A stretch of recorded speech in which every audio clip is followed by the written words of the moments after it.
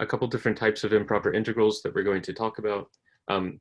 These are the first kind, which your textbook calls type 1 improper integrals. And these are integrals where we get an infinity in our limits of integration. And maybe we'll look at a graph in a second to see what that means.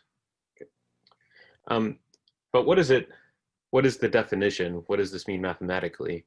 An infinite limit of integration, and it actually means an infinite limit. Going back to the calculus 1 idea of a limit. So instead of trying to plug an infinity into some sort of formula, what you're actually going to do is take a limit as, let's say, b goes to infinity, which is a new letter, a new variable, and we're going to replace the infinity that was up here with that b. So like this. So doing this kind of improper integral is going to be a two-step process. The first step will be to complete this integral with a variable b as one of your limits of integration. And then we're going to take a limit as that variable b goes to infinity. And the same kind of thing would work if you have a negative infinity, so way off to the left, as one of your limits. You would replace that with a variable. Since this is a lower limit, I'm going to use the letter a. So you take the limit as a goes to infinity and replace that minus infinity. Oh, excuse me. A goes to minus infinity, of course. Replace that minus infinity with a. And then do your integral like normal. This third kind, though, of infinite limit, we have to be more careful with because there's two infinities. So that means there's going to be two limits involved in this problem. So what we're going to do is pick some number in the middle between minus infinity and positive infinity, just any number that you like, and sandwich it there in the middle in order to split this into two pieces. So there's going to be this first piece, limit as b goes to infinity of c to b, and the c is a number that you've picked, and f of x dx. And then you're going to have the second part with the minus infinity. So you're going to do a limit as a goes to minus infinity of the integral from a to c times f of x dx. So what we're doing here goes back to one of the basic integral rules that you learned in Calculus 1. If you have a limit like this one, an integral from a to b, then we can pick some other number and sandwich it in between a and b in order to split this into two integrals. So you might go from a to c, and then you go from c to b. So we're using this idea in the context of infinite limits of integration.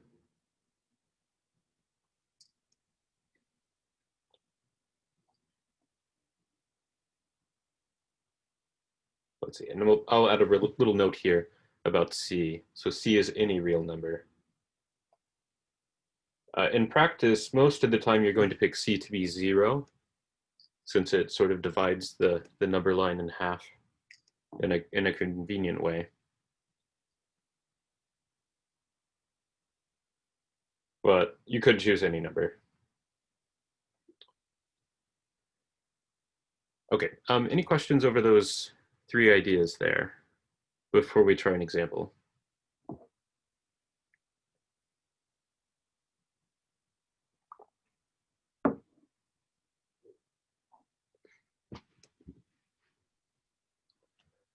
No? Okay. So let's go on to try this one. So we're going to take the limit from 1 to infinity of this function log x over, and this should actually read x squared in the denominator, log x over x squared dx.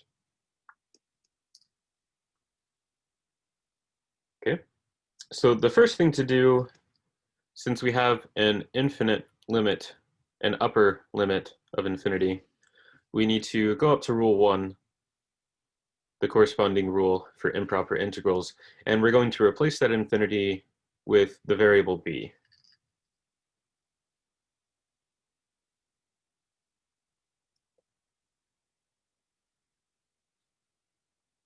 So now we're going to integrate from 1 to b, log x over x squared. So this was rule 1 up above. Okay, and now that we have a normal definite integral, we can use any of the techniques that we've learned in calculus in order to complete it. So we just treat b as a number now. Okay, so what do you think? If I wanted to integrate natural log of x over x squared, which technique that we've learned in the class so far should we use? Any ideas?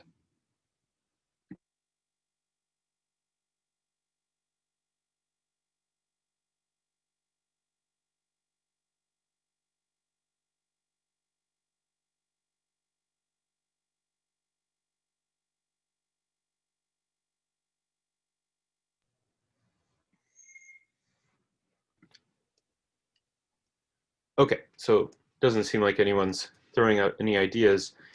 Since we have an x squared in the denominator, there is not going to be any easy u substitution that we could do. Before, there was that mistake, I had log x over x. In that case, we could have done a u substitution for the natural log of x, and then our du would have been 1 over x dx. But since there's an x squared, we can't do that. Instead, we'll use integration by parts. So let me make a little note over here about what we're doing. So we're looking at two functions being multiplied together. We have a natural log of x times 1 over x squared. So we can think about this fraction as two separate functions. And what we have to pick are u and v prime. And our technique is to pick u so that it has an easy derivative, and v prime so that it has an easy antiderivative. So I think the one to look at here is the natural log of x. We do know how to integrate the natural log of x, but you might remember it's a little tricky. So probably we don't want to use that for v prime. So just by default, I think natural log of x will become our u, because it's du, or it's u prime. I think this is the notation that we've been using, is 1 over x, which is a fairly simple function.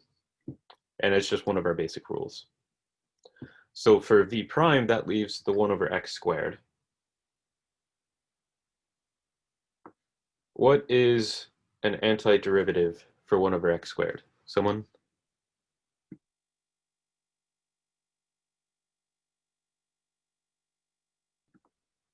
And I'll just wait until someone gives an answer.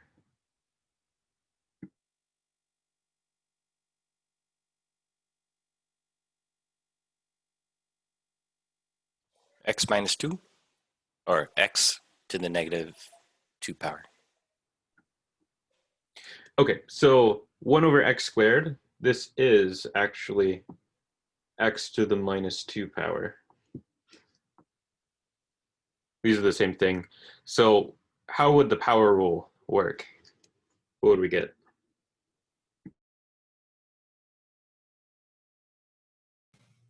Negative 1 over x. Good, yeah, that's right.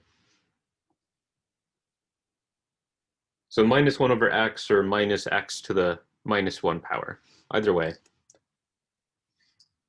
Either way you prefer to write it. Okay, so this is our integration by parts here. Let's box that. off to the side, and then continue a little bit further down the page so that we have plenty of room. Okay, so the limit we're leaving alone.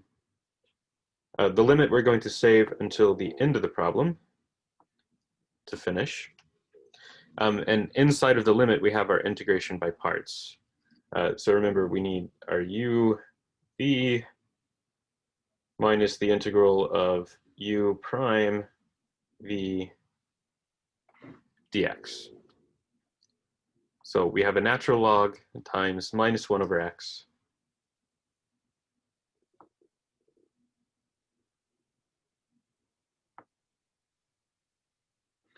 Oops, just a single x here.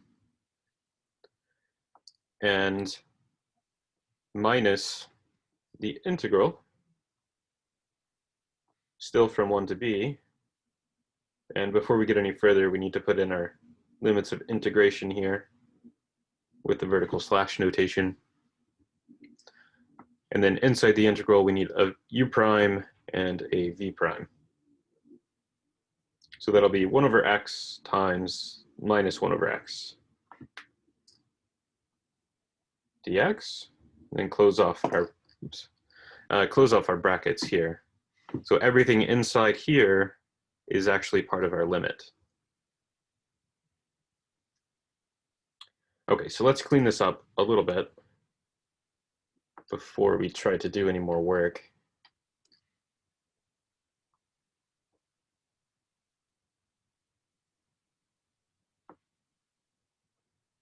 Okay, so this first part, I guess we might as well go ahead and plug in b.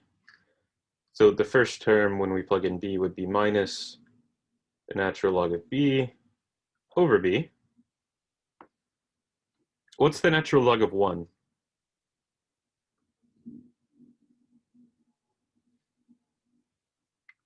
Anyone remember?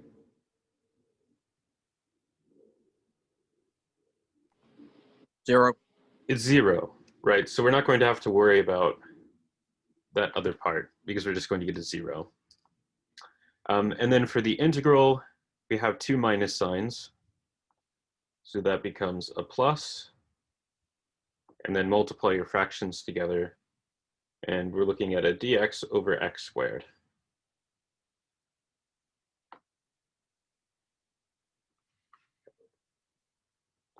So we actually already talked about the antiderivative for 1 over x squared, right? So we can just use that here again. Bring down the minus natural log over b, natural log of b over b. And then this antiderivative, we get a minus 1 over x.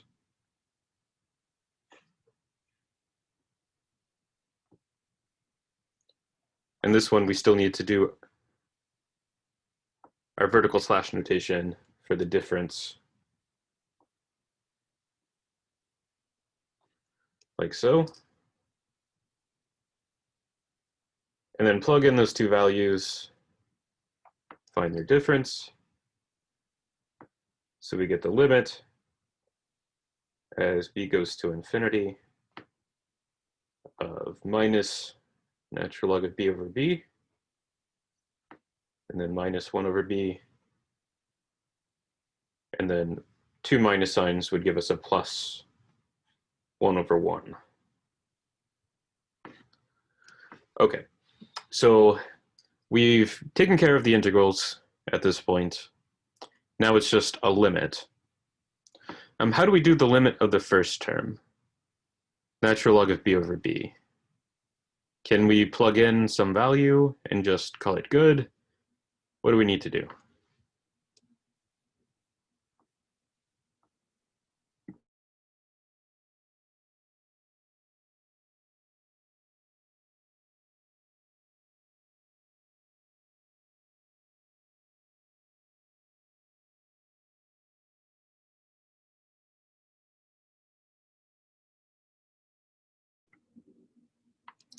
So if I thought about the numerator of this fraction here, the natural log of b. As b goes to infinity, the numerator is going to go to infinity, and so is the denominator, b. So what we're looking at here is, remember, an infinity over infinity indeterminate form. Have we learned something that lets us deal with these?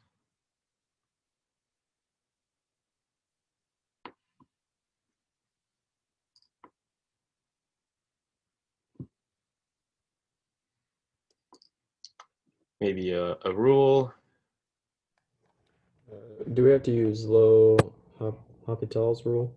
Right. Yeah, so that rule that we learned back in chapter 7 for limits, L'Hopital's rule is what we're going to need here for this one.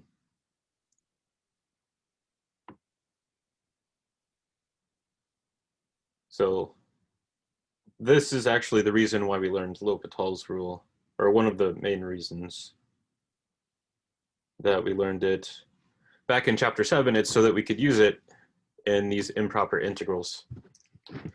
So what is L'Hopital's rule applied to this? What do we do? Anyone remember?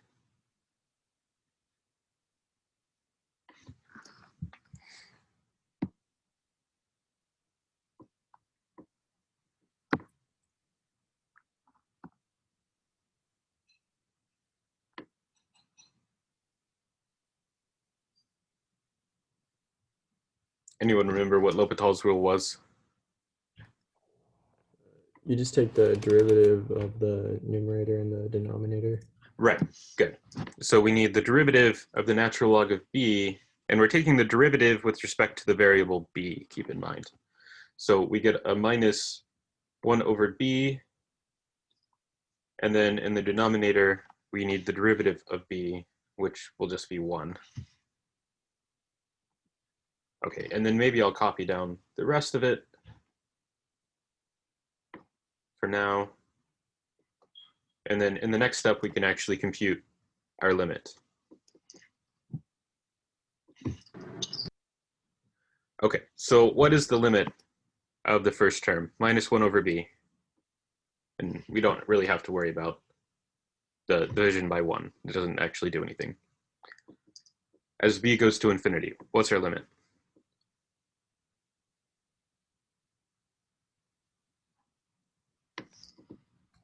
Zero.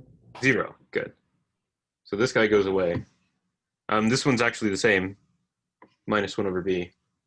That one goes to 0 too. So the only thing left is the constant 1. So that is our answer, actually, for the integral. It was a lot of work to get there, but eventually we were able to do it. Are there any questions over the actual solving here, the work on paper that we did?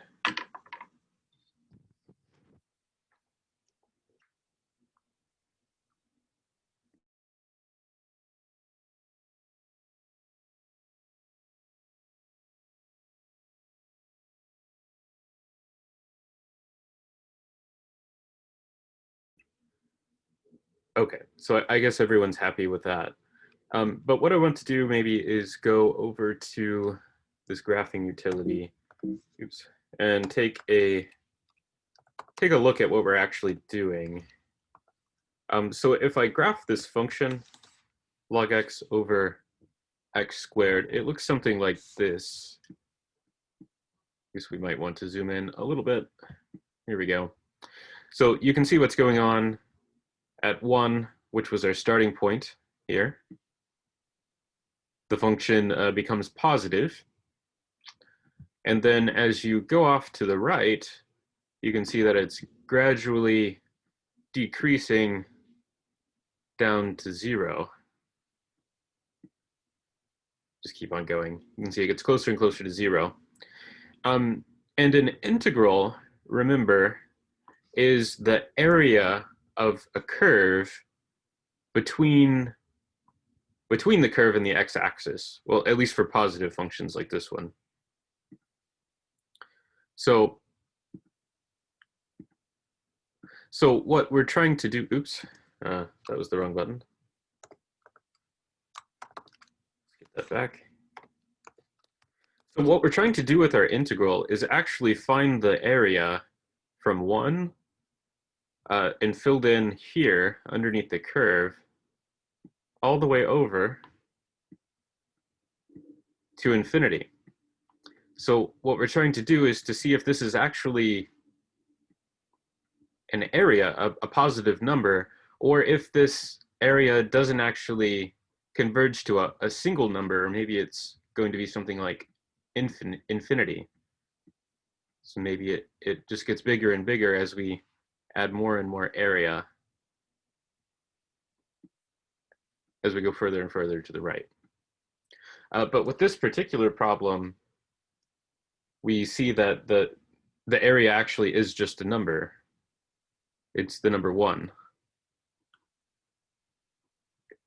So that's what these improper, type 1 improper integrals are really about.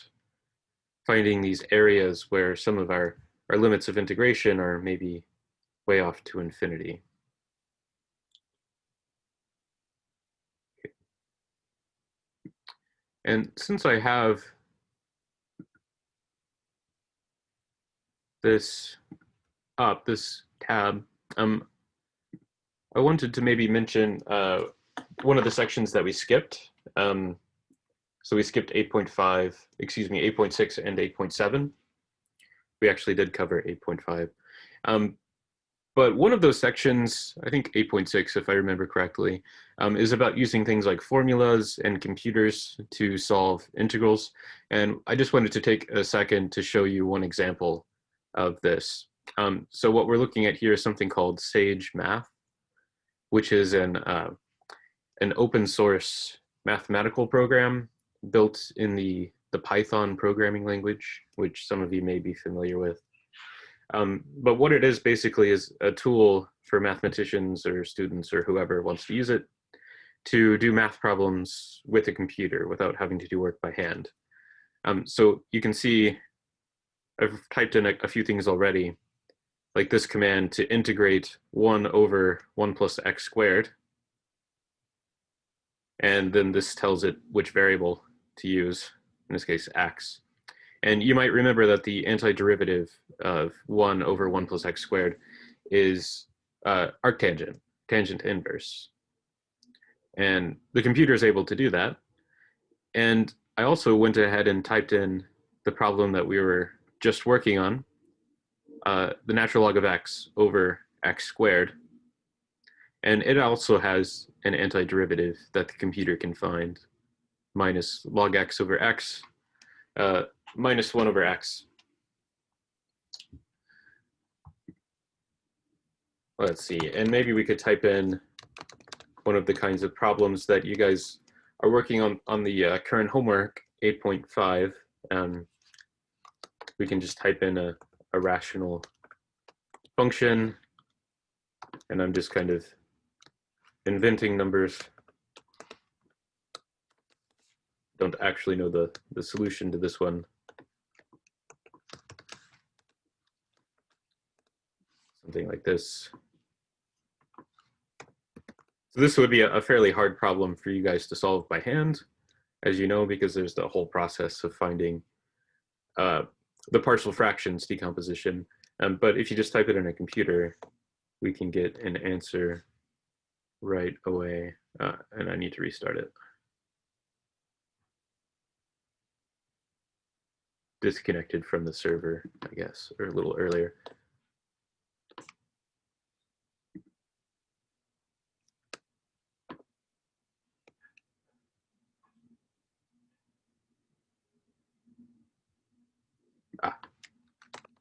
Guess I need to retype it since I lost my connection. Okay, so it was something like 5x plus 2. Like I said, the exact numbers don't matter. This is just the demonstration.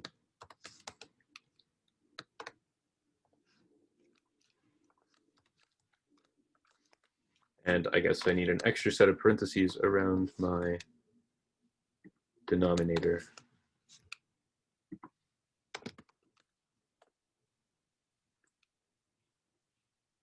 And a multiplication sign.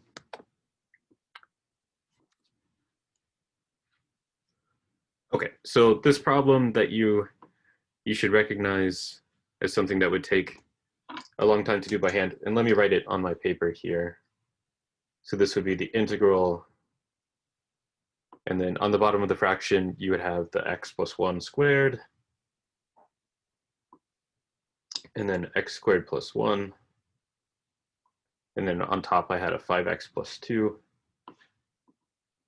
So this problem, which might be a little bit small on your screen to really read, but you should recognize this as a partial fractions problem that would take a long time to work out. And with a computer program like this one, that's programmed to do calculus, these problems take next to no time at all. And I could make this even more complicated. Maybe I could add a bigger exponent somewhere, maybe some extra factors, maybe another quadratic irreducible.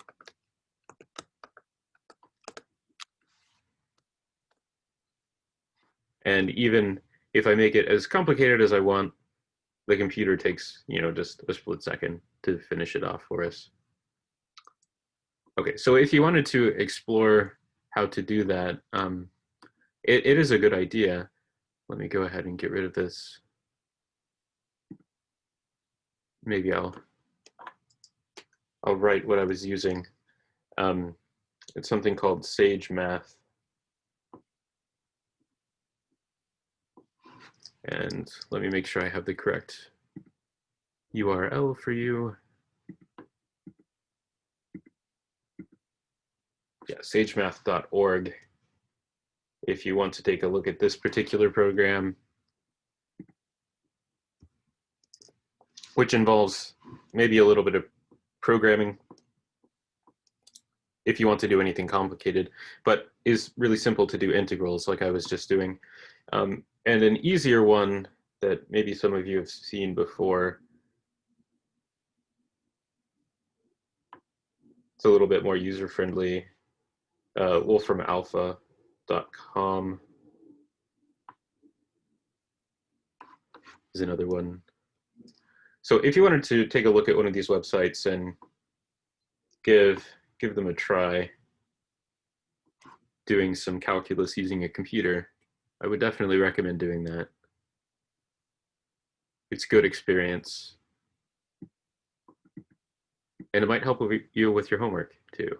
An extra bonus there. Okay, so any questions before we move on to another example, going back to improper integrals?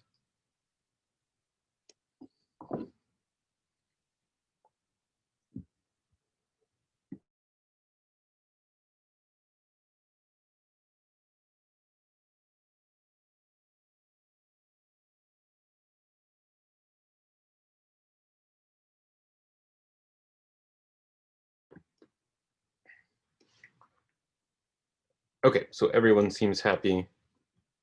Oh, and I guess before we move on, so I've been using a program called, or a website called Desmos to graph things. And it also does some of the same kinds of things doing integrals, but it works a little bit more like a graphing calculator. So it's not quite as nice as some of these more sophisticated programs, but it can still do some integrals for you.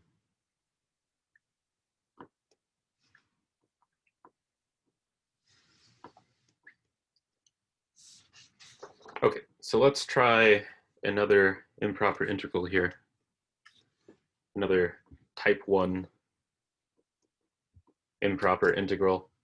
And for this one, you would use the third rule that we were talking about, where you have to split up the integral into two separate limits. What I'm going to do is just pick 0 to throw in the middle. So my first limit is going to be as a goes to minus infinity, and then a to 0 of this guy, 1 over x squared, 1 over 1 plus x squared. And then I would need a second limit for the positive infinity part. And this one will be as b goes to infinity,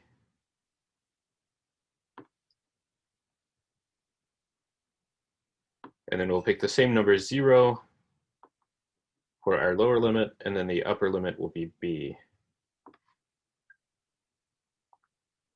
So it's really important on this type of integral, that the two infinite limits, that you have two separate limits when you're computing the integral. Sometimes if you have a single limit, like if you try to do a limit as a goes to infinity of something like minus a to positive a, here you can see it. Sometimes if you did it this way, you might get an answer that's not actually correct, because there's something about the symmetry that gives you a different answer than you really should have. So don't do this. Make sure you're doing two separate limits.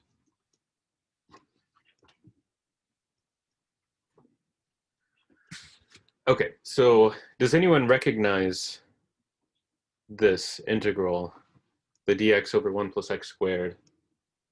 Does anyone recognize it from maybe one of the rules that we've learned?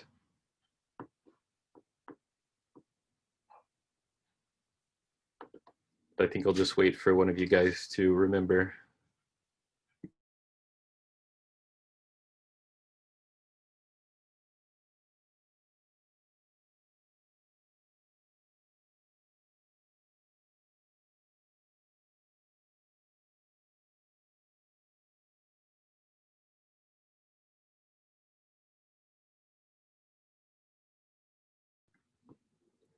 So this was actually one of the integrals that I had the computer do, if you were paying attention.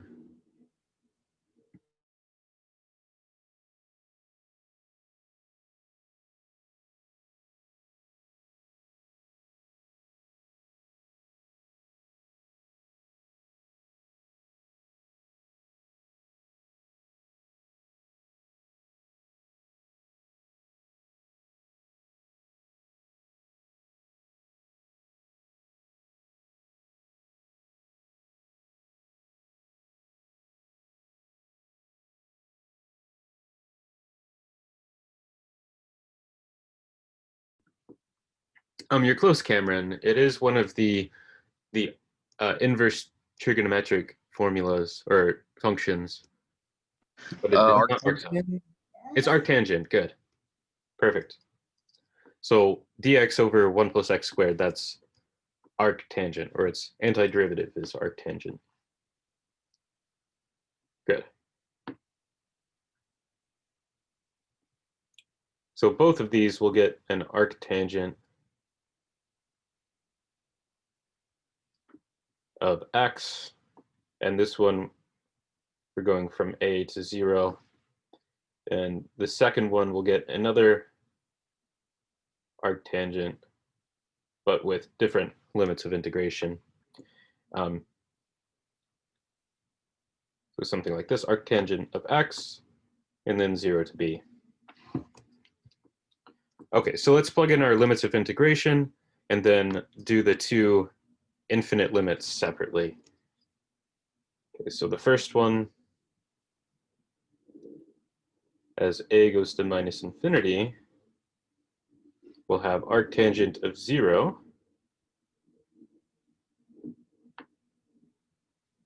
minus arctangent of a. And then it looks like I'm going to run out of room over here, so I'll just go down to the next line and write the next limit as b goes to positive infinity. And then we'll have arctangent of b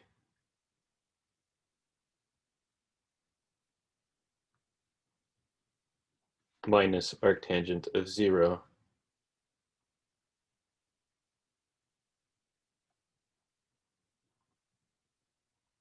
Okay, so I suppose the first thing to do would be to think about what is arctangent of 0. So just as a reminder, this is the solution to the equation tangent of theta equals 0. What would theta be?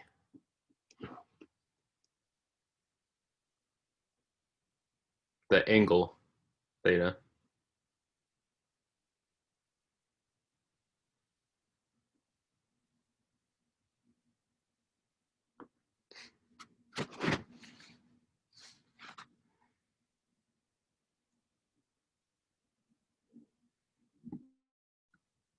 Any ideas?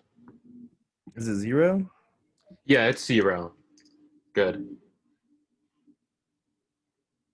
So both of these guys are 0. We don't really have to worry about them.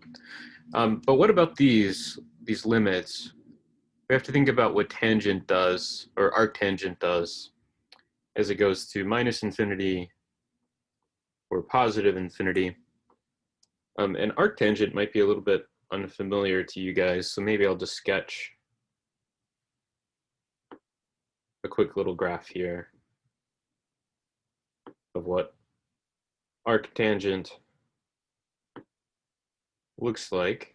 And this is something that we talked about, but it's, I guess, been a few weeks.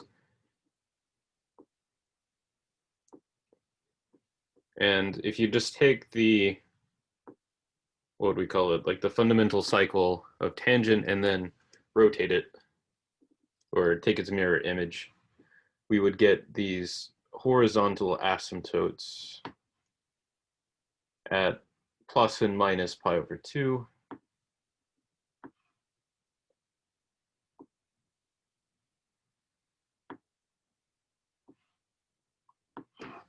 Like this.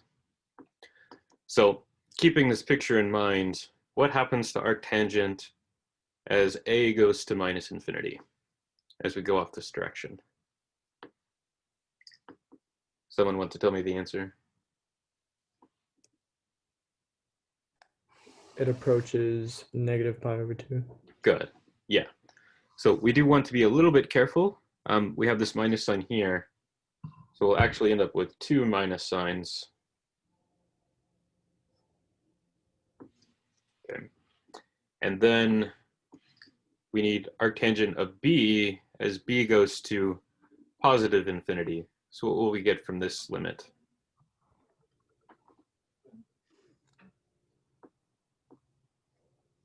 Any ideas?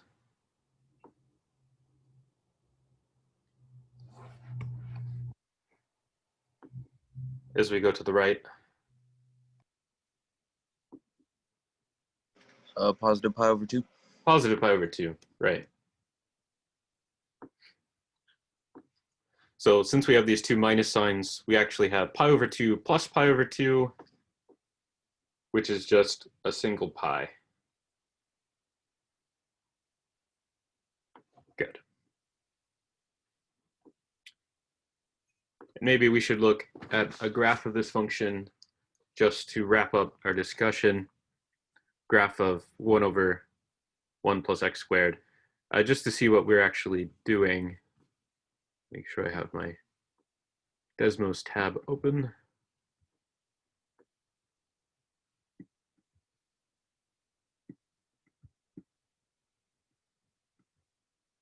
Okay. And then switch over there. So let's change this to the current function that we're looking at, 1 over 1 plus x squared. So you can see that this function is actually always a positive function. It's never going to be negative because of that x squared in the denominator. And it has this kind of hill or hump in the middle, and then it tails off to 0 when you go to either side. So what we were calculating in our integral is actually the area underneath this curve, but including these tails as you go off to positive infinity this way and negative infinity to the left. And it turns out that when you add up all of that area, you get the number pi.